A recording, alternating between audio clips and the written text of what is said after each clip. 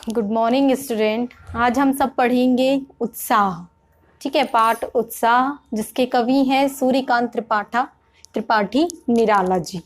ठीक है, तो पाठ को पढ़ने से पहले हम सूर्यकांत त्रिपाठी कवि जी के बारे में कुछ बातें जानते हैं।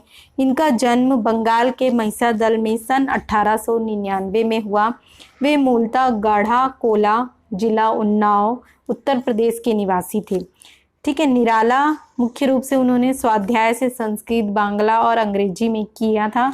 ठीक है, उन्होंने ज्ञान अर्जित किया था और उनकी रचनाएं हैं अनामिका, परिमल, गीतिका, कुकुरमुत्ता और नए पत्ते। उपन्यास, कहानी आदि की भी उन्होंने रचना की थी। और इनकी जो भाषा शैली है वह छायावादी रचनाकारों में प्रमुख रूप से मिलती है। इनमें विद्रोही स्वभाव ने कविता के भाव जगत, शिल्प जगत में नए प्रयोगों को संभव किया है। ठीक है, अब इस पाठ की विचारधारा आती है। तो इस पाठ में कवि ने उत्साह, ठीक है, अर्थात काले काले बादलों का वर्णन करते हुए कवि यहाँ पर जीवन में उत्साह, ठीक है, उत्साह लाने का प्रयास करना चाहते हैं इस कविता के माध्यम से। तो चलिए हम पाठ पढ़ते हैं। बादल गरजो घेर घेर घोर गगन, धराधर ओ ललित ललित काले घुंघराले, बाल कल्पना के से पाले, विद्युत छवि उर में कवि नवजीवन वाले, वज्र छिपा नूतन कविता फिर भर दो बाल।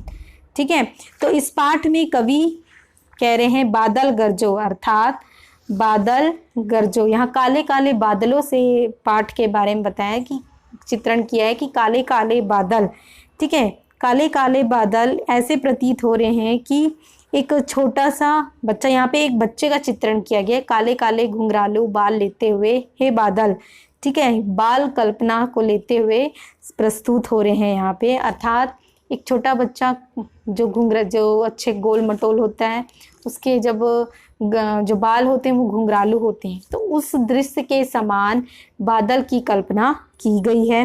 विद्युत छवि उर में, अर्थात यहाँ उर का तात्पर्य होता है हृदय। ठीक है, तो और यहाँ पे बताइए कि विद्युत मतलब बिजली, तो बिजली चमकती है। ठीक है, तो हमारे हृदय में एक नवजीवन भर दो, अर्थात हमारे हृदय में एक ऐसा उत्साह भर दो। ठीक है, वज्र छिपा नूतन कविता, अर्थात वज्र मतलब होता है कठोर, भीषण, तो भीषण मतलब कठोर दुख भी हो तो भी हमारे अंदर छिपा न हो नूतन कविता फिर भर दो, अर्थात हमारे जीवन में नई उत्साह भर दो। अर्थात हे काले काले बादल, घुंघराले बादल, ठीक है, तो हमारे सामने आओ। ठीक है, अर्थात बादल को बरसने को कहा जा रहा है कि हमारे सामने बादल पूरे वातावरण में बरसो, पूरे आकाश में घिरकर चारों ओर बरसो। ठीक है, एक बच्चे के रूप में यहाँ पे चित्रण किया गया है। और हमारे जीवन में जितनी भी मतलब कहा जा सकता है विपत्तियां हो, जो भी समस्या हो, उनका निदान करो। ठीक, तो इस पाठ के माध्यम से कवि यह बता रहे हैं। नेक्स्ट पैराग्राफ आते हैं। बादल गरजो विकल विकल उन्मन थे, उन्मन विश्व के निदाग के सकल जन, आए अज्ञात दिशा से अनंत के घन, तप्त धरा जल से फिर शीतल कर दो बादल गरजो। अब यहाँ पे बताया गया है कि उन्मन का अर्थ होता है कहीं मन ना टिकने की स्थिति। ठीक है, अर्थात जो मनुष्य का मन है वह कहीं पर एक जगह स्थिर नहीं है। तो हे बादल, ठीक है, इस संसार में दाग का मतलब होता है गर्मी। तो जिस प्रकार गर्मी से बचने के लिए लोग किसके ओर इशारा करते हैं? बादल की ओर इशारा करते हैं कि बादल बरसो, ठीक है, पानी दो। तो अज्ञात दिशा से, अर्थात यहाँ बादल अज्ञात दिशा से आते हुए चारों ओर पूरी धरा को, जो धरा तप्त है, जो गर्मी से उबल रही है, उस पृथ्वी को क्या कर देते? शांत कर देते हैं। ठीक है, ठंडा कर देते, शीतल यानी ठंडा कर देते।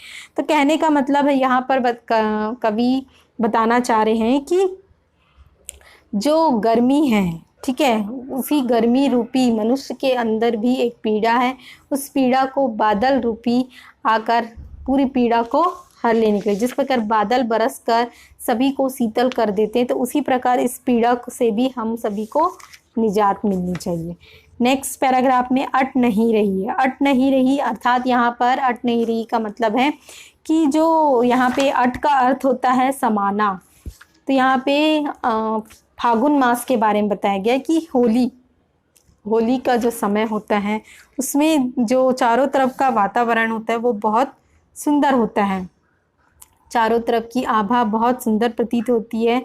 तो यहाँ पर जो फागुन में जो शरीर है, यानी यहाँ पे बताया गया है उस वातावरण के बारे में बताया गया है कि चारों ओर का दृश्य क्या होता है, बहुत सुंदर होता है, जिससे प्रत्येक मनुष्य के अंदर में एक हलचल सी, एक उमंग सी प्रतीत होती है।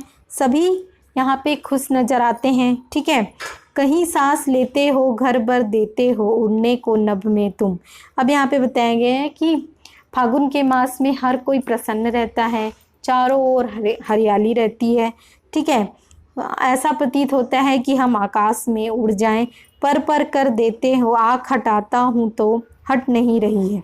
अर्थात वृक्षों से सुंदर सुंदर फूल खिल रहे हैं तो उन्हें देखकर हमारा मन क्या होता है, दूर नहीं हटता है, हमारा हम मन नहीं हटता है।